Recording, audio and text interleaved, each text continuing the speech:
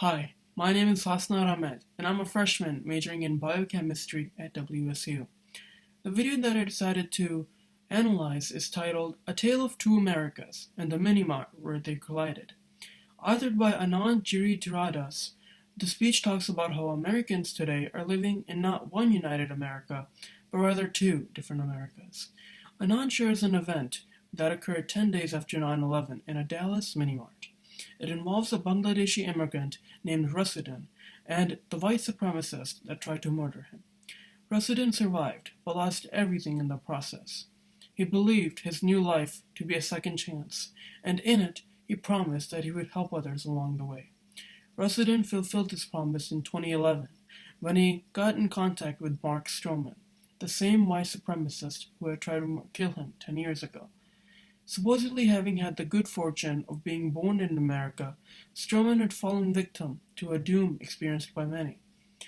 Bad parents, bad schools, and bad prisons that eventually led him to a life of family dysfunction, drugs, and violence. As his life got nearer and nearer to an end on death row, Stroman had heard that the man he tried to kill after 9/11 was not trying to save his life. Indeed, Rasuddin had forgiven Stroman and had sued the state of Texas to prevent the governor from executing him. Rasuddin believed that Stroman was part of a hurting America that could not be lethally ejected away. In fact, eventually Rasuddin lost his case against the state, and Stroman did end up dying. Anand shares this story with the audience to portray a nation that he personifies as having had a stroke. One side of the country is experiencing life being sucked out of it, while the other is quote, worryingly perfect. This image of America can leave a person shocked and almost terrified.